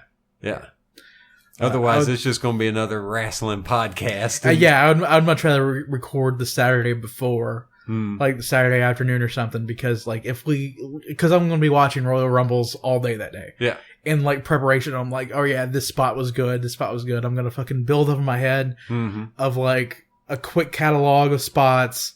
Try to get, learn like all the new angles and shit that's happening since everyone got injured. And kind of just mentally prepare myself and see if I can call who is going to actually win the Royal Rumble match before it happens, and kind of get like the card together in my head so I can either have a moment to deal with great excitement or have uncontrollable frothing rage where I end up canceling my WWE subscription for good. Yeah. And never coming back. I will pay for New Japan Pro Wrestling, and I will never watch that shit ever again. And I will read about it, and I'll just say, Kevin Steen did something, and I'll be like, all right, cool. And just fucking ignore it. Which, I'm trying to remember the fucking wrestler it is that you like so damn much. CM Punk? Yeah. Did you hear about he's supposed to be like joining Ultimate Fighting or some bullshit? Yeah. I mean, you can't say CM Punk over here. Yeah, I'd heard the other day that he was supposed to be in like Ultimate Fighting shit. Yeah, he's going to be doing an MMA match. I don't know when. I'll have to look into that. I don't. How are you going to feel when he eventually gets his ass beat? I think it'll happen right out of the gate. Really? Yeah, I think it'll be his first match. I see it as something he's always wanted to try. Just a one-off, or like fucking more power to him. Well, even if he goes in and he whoops ass, to me, it doesn't matter either way. Yeah, I'm saying even if he went in and whooped ass, so you have to expect that eventually, like with Brock Lesnar, somebody's going to beat the shit out of him. Brock Lesnar, dude, he was this fucking dominating character in the WWE for like 3 or 4 years. Went off, tried football for a little bit, didn't like it. Went to USC, UFC, kicked ass. Kind of like UFC. Yeah. You have fee? We have fee. UFC. You paid a fee. You pay a fee. Yeah, you pay $60 for a pay-per-view that might last 30 minutes. Yeah. Fun. Yeah. But, $100 Tyson fight right there. Yeah. But, he like whooped ass over and over and over again. He looked like this really powerful champion. And then he gets diverticulitis, comes back, gets the living shit beat out of him. Stays away from it, like retires from UFC, comes back to WWE a couple years later. First year he comes back, isn't in great shape. They still push him to the fucking stars. He got into shape finally, and he looks better than when he ever looked before. Really? Like, even though he's like 10 years older, like his training is just fucking monstrous. Like, we're talking, this guy, Brock Lesnar is 6'5", 295 pounds. Good God. None of it's fat. He is like a bear. Yeah. The doctors have perfected his steroid levels. Yeah. But I think I love rap music. I'm gonna go right into this because I me feeling productive means that besides waking up and going to work, I actually took some time to stifle my short attention span and watch something longer than a 13-minute JonTron episode. Yeah. I watched the director's cut straight Outta Compton. Oh my god, is it great? Yeah. It's such a good movie. I've been tempted to watch it, I just ain't got around to it. It's one of those things where you've read, or at least I had read and heard like stories and interviews of like, this is how hard it was coming up, and this shit happened to us, and this is kind of like what we represented.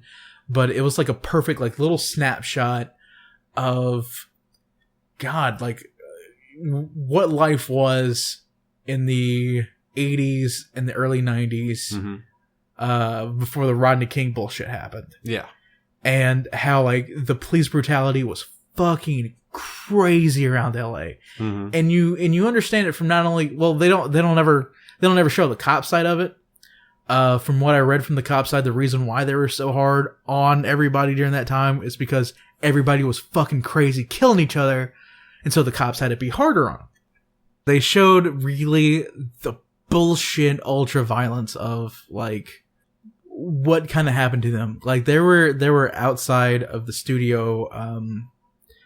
They had made Straight Outta Compton on their own, like independently. Yeah.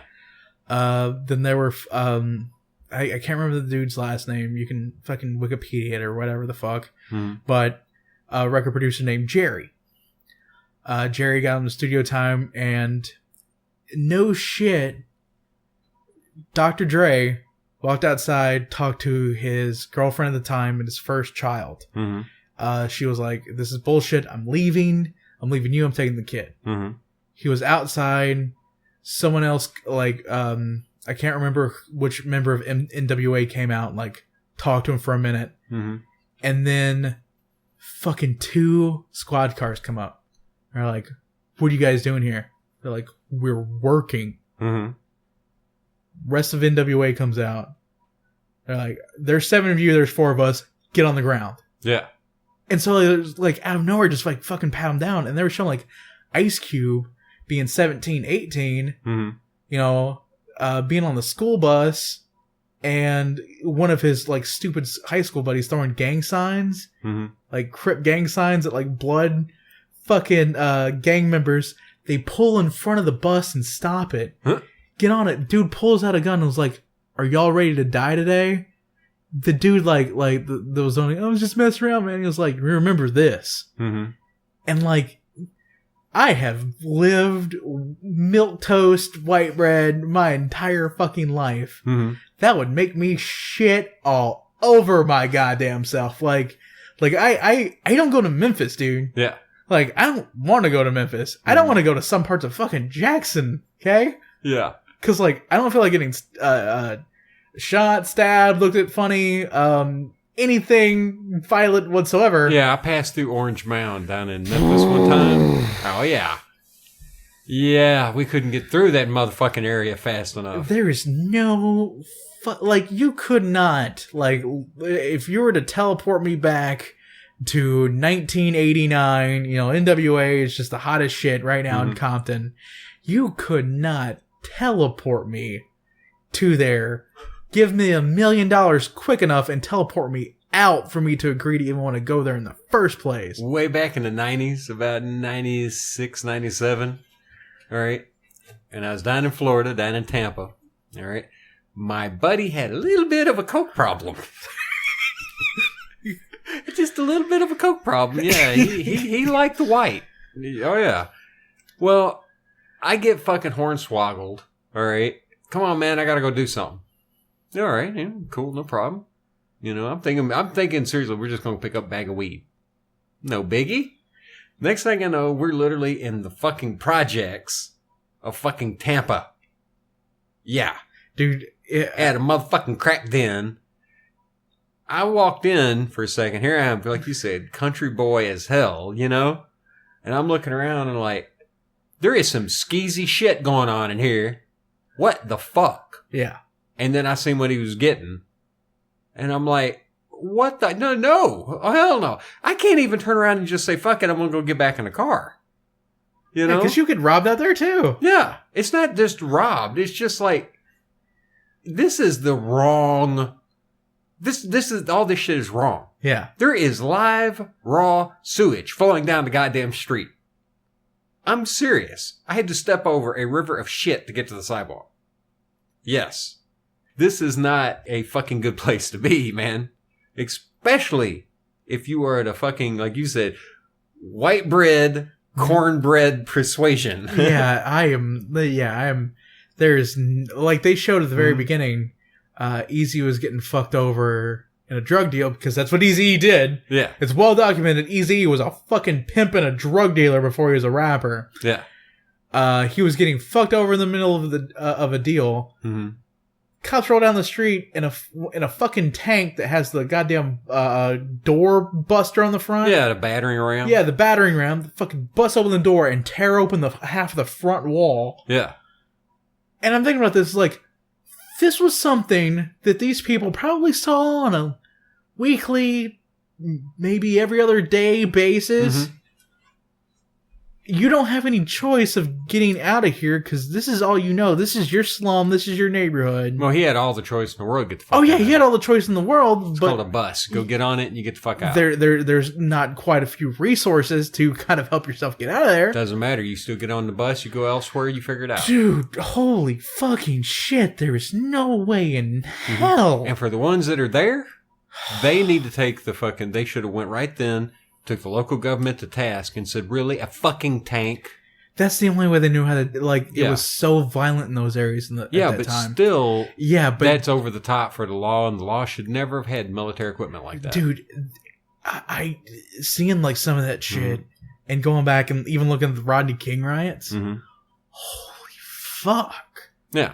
Well, see, the Rodney King riots, in certain areas, that shit got clamped down really fast. Yeah, because people actually stood their ground. Yeah. You watch those Koreans? Yeah. Yeah, those Koreans weren't fucking playing. Dude, like I said, there is no way. Like, even like, oh yeah, you're gonna walk down the nice part of Compton.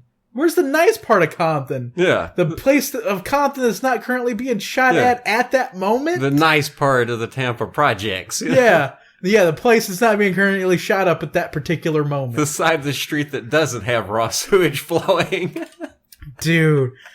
But yeah, anyone that's interested in rap music, the fucking birth of rap music, really, dude, fucking Ice Cube coming up, how like skeezy of a businessman Eazy became, and like how he tried to redeem himself near the end of his life. Mm-hmm. A really good fucking movie to see. Another one to watch, if you ever can find the videos, find the one where the people actually have his car. Yeah. What happened to his car? The fucking 64 Impala. Dude, it's more badass than it was. Yeah. Yeah. Dude, those, they're like, they did like recreations of the parties and shit that they had. And like, you learn like, some of the phrases that Ice Cube got from the movie Friday.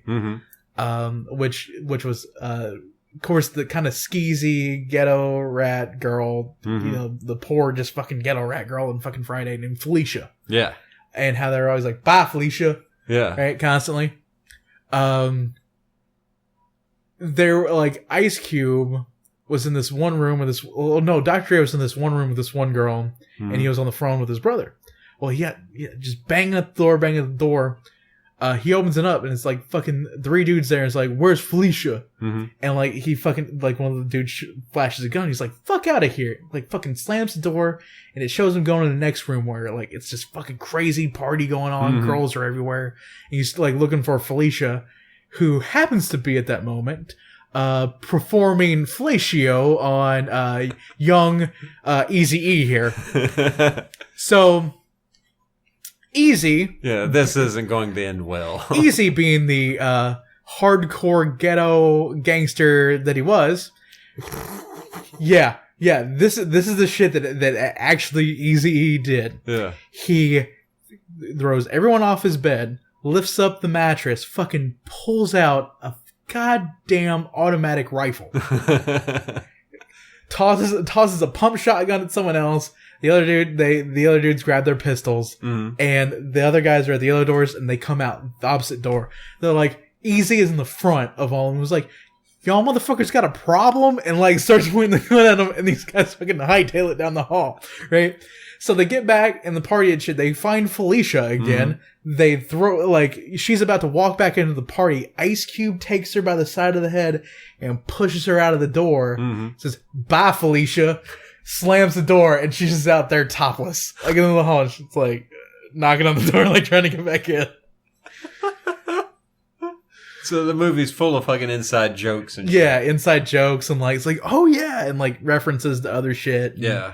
It's such a, like, especially if you're music nerd. Yeah. Well, just as a history. Yeah. Yeah. And dude, how did certain segments of fucking music come about? Yeah, and why did certain things get created? Like, fuck the police came after they were harassed right in front of the fucking recording studio. Yeah. Dude, just in like why certain disses happened at these times, and really how big of a piece of shit Suge Knight was. Yeah. Just to everybody. Wouldn't it him, I think, got arrested at the filming? Something happened, like he showed up at the filming or something. I'm not sure. Like I haven't read too much about Suge Knight because he is so fucking irrelevant anymore. Yeah. I think there was an incident or something. Some fucking producer, something happened at, when they first started filming. Yeah. I remember reading that in the paper. But like, dude, Suge Knight, the best thing that he did for the music industry was dangle Vanilla Ice off a balcony. Allegedly. But he helped get Dr. Dre and DOC out of their bullshit contracts with Ruthless. Yeah, but look how he did it. Yeah. He muscled and strong-armed his way out of it. Or he at least tried to. Like, there was one part where he did beat up Eazy-E to try to get, Dr. Dre out of his contract. Eventually, he found, like, the right lawyer after Dr. Dre made the Chronic, but didn't release it yet. 3 weeks is all this lawyer took. Pretty much got him out of his contract. As long as they didn't play it on the radio or get anything done with it. Yeah. But later on it shows, like, while Dr. Dre and Snoop and Tupac, it didn't show them it didn't show Snoop and Tupac too much, but it showed Dre's reaction that Suge Knight and all of his people had towards all the money and the fame. Because, like, Dre was trying to work in the studio, Suge and all of his people were over here partying. Yeah. And fucking around. Like, he was like, I'm actually trying to build something here. Yeah. And you don't have any respect for what I'm doing. Yeah. I'm trying to drag the train, and you fuckers are actually putting the brakes on back behind me. Yeah. Yeah. And that was, like, the craziest part, because, like, you hear all the stories about Suge Knight, and, like, there were at least, like, there's never been a redeeming quality to this person at all. No. Like, it's just one of those things. He's always been a gangster his entire life. He's always been super violent, and just like muscling his way around. But this kind of like shows you, it's like, yeah, he wasn't even good to these people that he made a ton of money off of. But yeah, he wasn't a Capone that actually turned around and handed some of the money back to the community and built soup kitchens and shit like that. No, he was just someone that, he was just a Capone to try to be a Capone. Yeah. Well, I'm saying, if you look up Capone's history, he actually, like, during the Great Depression and shit, he actually helped people. Yeah. Like, now, he was a bastard, but he... Yeah, like, but at least, like, John Killinger has some fucking... Or John Dillinger. Killinger.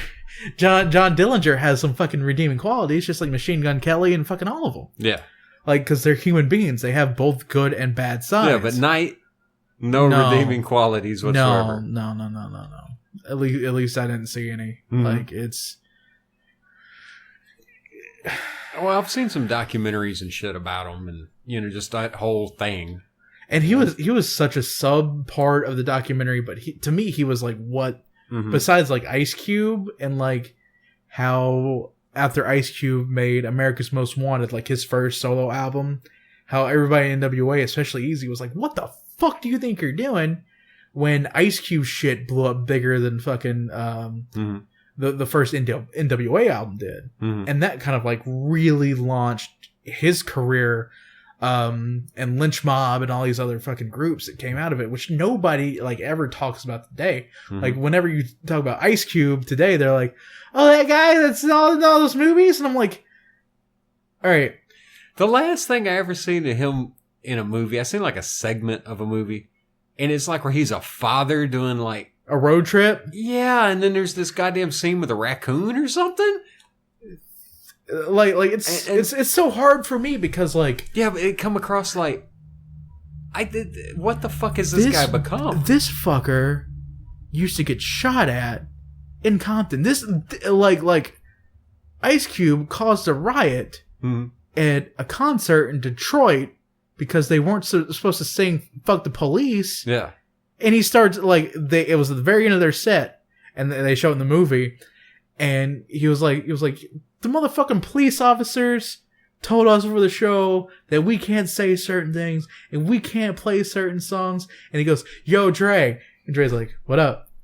And like it's like fuck the police, and like they wait, like the police, like there's a fucking, you can tell a sergeant in the audience that's just getting fucking pissed. I'm like, gonna nightstick the shit out of somebody tonight. Like everyone's like yelling out the lyrics, like "fuck the police," and you like as soon as like fucking Ice Cube's track or part of the song gets over, fucking call it in. They fire warning shots in the air. Everyone scatters. All you see is fucking NWA fucking take off running, right? You just see fucking flashes of white Adidas and like black fucking jumpsuits and like just a line of police officers, and there's like they fucking beat them down, fucking toss them in the back of a paddy wagon. And yeah. If we ever get the time machine going, that's gonna be one concert we're avoiding. I definitely recommend going out. I rented it on fucking PlayStation. Watch it. It's one of those really dressed up kind of historical documentary style type things. But I'll probably watch it just for the hell of it. I mean. I've seen a lot of documentaries and shit about that whole, all that shit, Death Row Records, all that crap. Yeah. For everything from the actual fucking music to the fucking producers to, like you said, the police in that area and how fucking just stupid they were going. It really reminded me of a lot of how they did the Biggie Smalls documentary they probably did about 4 or 5 years back. Because that one was really dressed up. Yet again, that's yet again another one of those movies that I can go back and watch. And I'm not even that big of a fan of Biggie Smalls. Not at all, no. Like, he did a song with Method Man and then wants to talk shit about the Wu-Tang Clan after that. And I'm like that's kind of like my territory. Yeah, the Wu-Tang Clan ain't nothing to fuck with. Yeah. These guys are New York rap. You're a rapper from New York. Yeah. But you didn't invent the style there, buddy. Yeah. It's like whatever Jay-Z does. Yeah, who the hell knows? Fuck it. Music died in 1994 and we all know it. A$AP Rock still makes music, so I can't say that. Well, yeah. Yeah, you're right. Yeah, if you get a chance, watch this documentary called Soaked in Bleach. It's on Netflix right now. It's worth watching. Yeah. Because it's got like the private eye that fucking Courtney Love hired. And she did it as a way to just kind of cover shit up.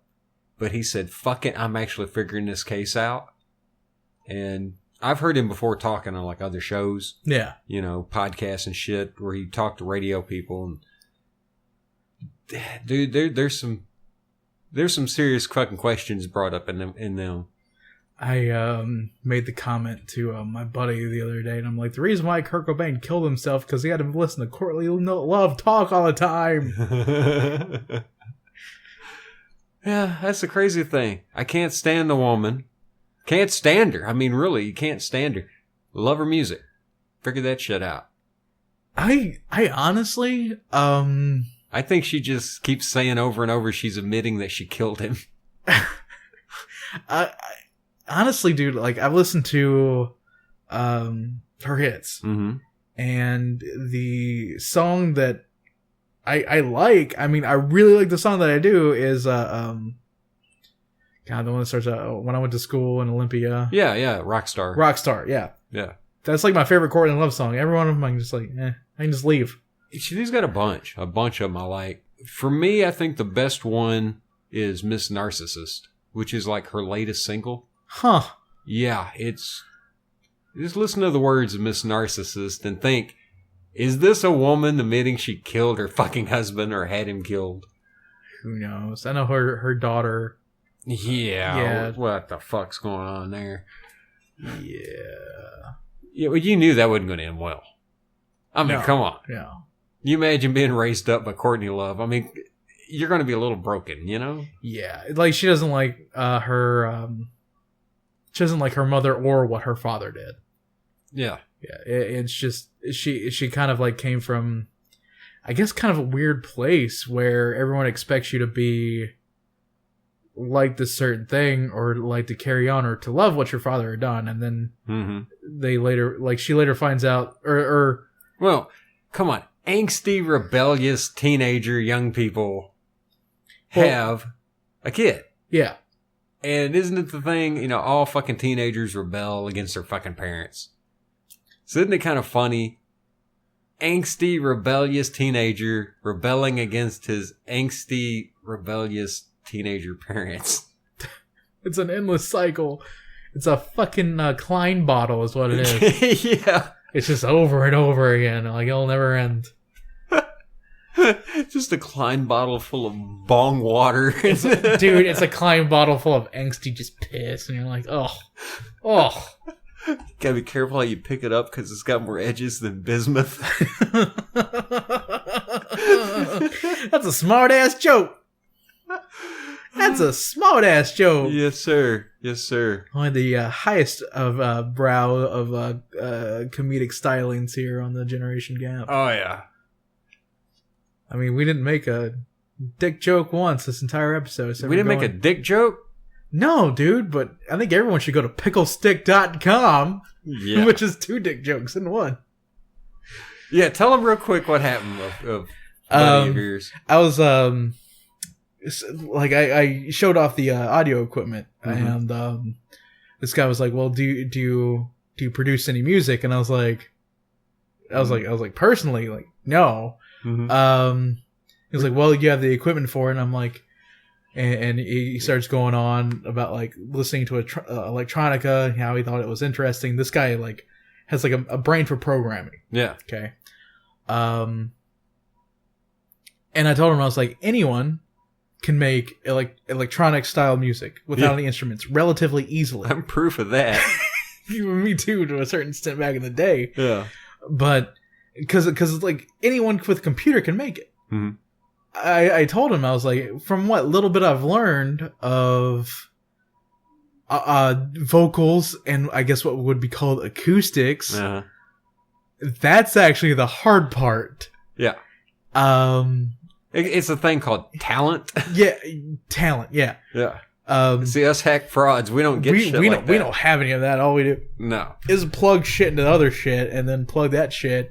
And then, like, the one that knows how to read finds out how to edit that shit. Yeah. And then the one that doesn't know how to read tries his best to be funny and to not pick his nose the entire episode. Or belch too often. Yes. Yes. But yeah, any retard with fucking Fruity Loops and can make music. But he was like, well, where can I hear your work at? And I just typed to him, I was like, www.picklestick.com. You know, not thinking anything of it. And he was like, it's like, oh yeah, I can hear it. And he was like, you guys sound confident when you speak. I'm like, okay. Yeah. And he said, he was like, I'm going to be honest with you here for a second.